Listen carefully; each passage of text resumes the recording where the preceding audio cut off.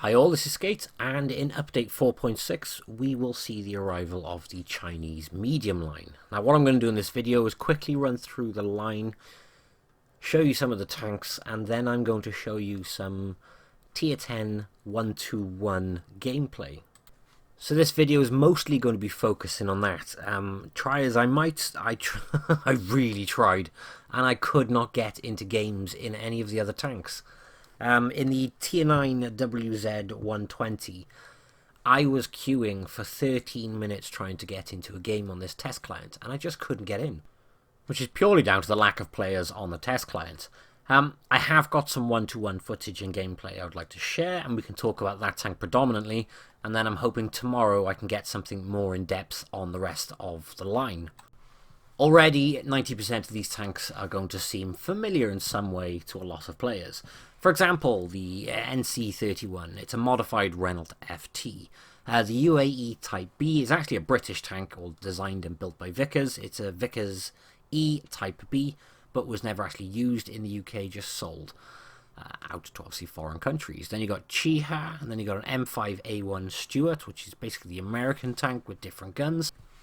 Technically never Chinese, but captured a couple. And then you've got very distinct tanks, which is where it starts to follow the rest of the pattern of the line. You've got the Type T-34, and it is exactly what it sounds like. It's a T-34.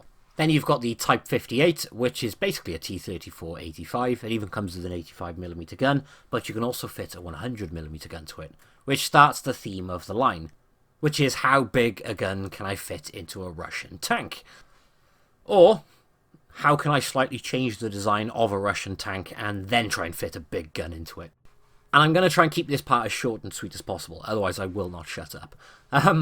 Soviet Union gave to China 1,800 T-34s and T-34-85s. That's pretty much what you're seeing in the tech tree, the Type T-34 and the Type 58. It's the same thing, except China went about modifying them, making their own alterations, putting their own guns in, trying to fit a bigger gun in. You would naturally then think that the T-34-1 and then the T-34-2 are follow-ons from those vehicles. No, they're not. Basically, the Chinese decided that they want more of these T-34s and they'll start mass-producing them at home. Chinese engineers, however, came up with the idea of, rather than just do an exact production of the T-34-85, what about a T-34-1? Which for all intents and purposes is a T-34. However, what they did is change around the transmission compartment, I believe suspension, and a couple of other alterations which lowered the height of the hull, hence its lower profile. So then the Chinese government were with the opportunity then, or in a situation where they could either make a T-34, i.e. a Type 58, or a T-34-1. They ended up making neither at home. The T-34-2 at Tier 8 then is basically the knockoff of the T-54. This is China's attempt at making their own T-54 without having any information from the Soviets. Theirs ended up being a lot more compact and obviously not a like-for-like comparative. Huge amount of similarities, one says made in China underneath, the other one doesn't. But again, a T-34-2 never even got further than the blueprints, and the reason being is because China then managed to get their hands on a T-54, which is then when the Type 59 came into things, and that's exactly what a WZ-120 is. It's a Type 59 with modifications. The stock gun on this tank is called a 100mm 59-100T gun. In other words, this is a Type 59, however it's been improved slightly and it has a whopping 122mm squished into the turret, which is why the gun depression sucks.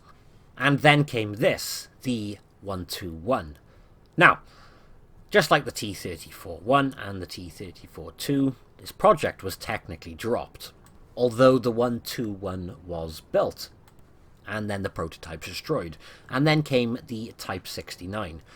Now, the interesting part of the story is why they dropped basically the 121 sort of design in place of a Type 69.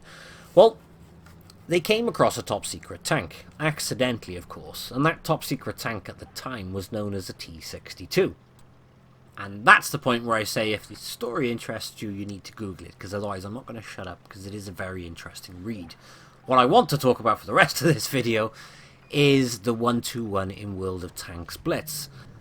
Naturally then, this tank has a very Russian-esque feel to it, but it is different. And I'm going to start with some pros. The aim time is just... mwah, it's beautiful. It's got a 0.75 second aim time. That is outrageous. Fully equipped, this thing 0.75.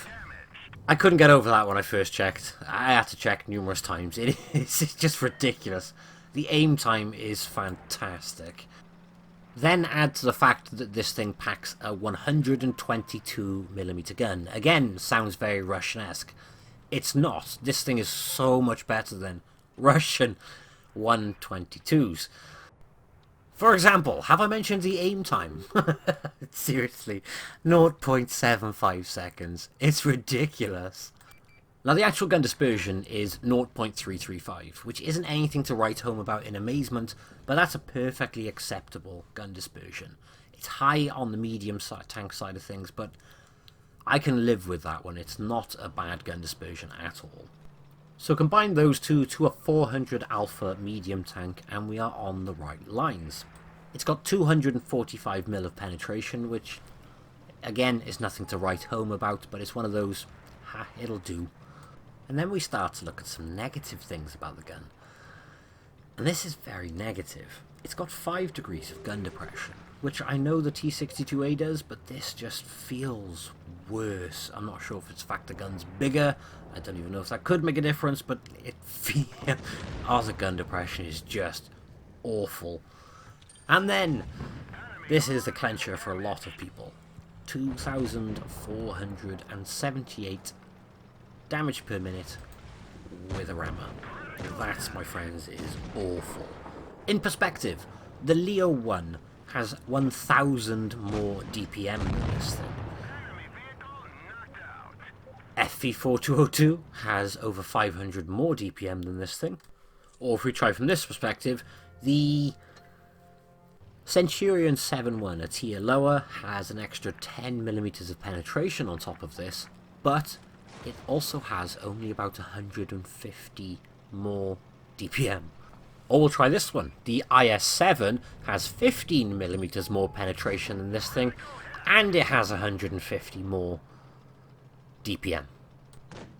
And that is why this tank will be a Marmite tank. Some people will love it, and some people will absolutely hate it. I am 100% sure of that. Its DPM is horrible. Personally, I'm really enjoying it. It's a lot of fun. We've all heard the phrase Peekaboom tank. This is the pinnacle of it. This is a perfect example of what a Peekaboom tank is. It's got a 9.7 second reload, which is not great. But obviously we've covered that. It's the DPM. Once you are loaded though, you can aim into the cheek of an E4 straight away by the time he's probably not even halfway aimed into you. And then we need to talk about the armor. It's a very Russian looking tank. It's a very Russian themed and ripped off designed tank. So it's basically Russian in terms of armor. What I'm saying is it's got good frontal armor. In fact, it's better than the T62 and the 140. Both of them carry 100mm on the front plates. So actually, the T62A, technically, it has 102. This thing has 120. It also has 84mm of side armor, which means this thing can side scrape. However, you need to be really careful if you're going to side scrape this, because if you over side scrape it, well, you're going to expose your ammo rack. And when you rip off a Russian tank, you're also ripping off its flaws, which include its ammo rack and its fuel tanks. And then it has 63mm of rear armor. The final thing then is the turret, 240mm, and it's very troll on the front. In short, if you know how to angle, you know how to side scrape, and you can hide yourself very well between shots, you're going to do absolutely fine in a very low DPM medium tank. Strange thing to consider, it's a lot longer than something like a T62A or Object 140, surprisingly a lot longer. Bear that in mind when you're trying to swing the tank round behind cover. And I thought that was one of my tanks. It wasn't. And then the final point, mobility. In short, the easiest description for the mobility is it's absolutely fine. There's no issue whatsoever with the mobility. It's got 1 or 2 degrees less traverse than the 140 and the 62A. It's got exactly the same brake horsepower. It's got a higher top speed. It's got 56 kilometer top speed, as where, let me get my stats up, the 62A has 50 and the 140 has 55. I mean, you can see on the screen now, absolutely no issue with the mobility. It does weigh a little bit more, obviously due to the extra armor, and it's a bit longer. I'm really interested to see how this tank pans out for people, though. I mean, the aim time is just... Look at that aim time. It's just ridiculous. Oh, I'm so glad I was watching that while I was recording it. That's just reminded me. Did you notice how there was quite an arc on that shell? That is because this thing has AP, not APCR, like pretty much all of the other medium tanks. Because it has pretty much a heavy gun and not a medium tank gun. So it hasn't got that APCR with that amazing shell velocity. In fact, the shell velocity is pretty much 50% worse on this than any other medium tank. Most of the medium tanks have around the 1500 mark in terms of shell velocity. This thing, yeah, I just got a massive chunk taken out of me by a Death Star. Yeah, that hurt, which is why I'm going to start going second line in this tank for the rest of this game. Yeah, most of the other medium tanks at tier 10 have around 1,500, 1,500 shell velocity. This thing has 1,000. That's something to take into consideration when you're leading your targets and firing from long range. Doesn't mean you can't do it, but you just need to put a bit more lead on it, which does make it a bit more challenging to hit targets. There's a shot by here as well, which again highlights how nice it is to have such a fast aim time. There's not many medium tanks. There's not many tanks actually would make a shot like that. Granted, there's fluky ones, but I think I've played 10 battles in this so far. And out of the 10 battles, I have pulled several shots like that, not just the one fluky one, which kind of indicates that this is going to be an ongoing theme with the aim time of this tank. The biggest problem I have had when trying to record for this video is the matchmaker. I don't mean the fact there's like 2 Death Stars on either side and we are on a test server. That's not what I'm referring to. What I'm referring to is the fact that I've had games where there's been 4. In fact, most of my games I've had 4 on either side. Some of my games I've had 3 on either side.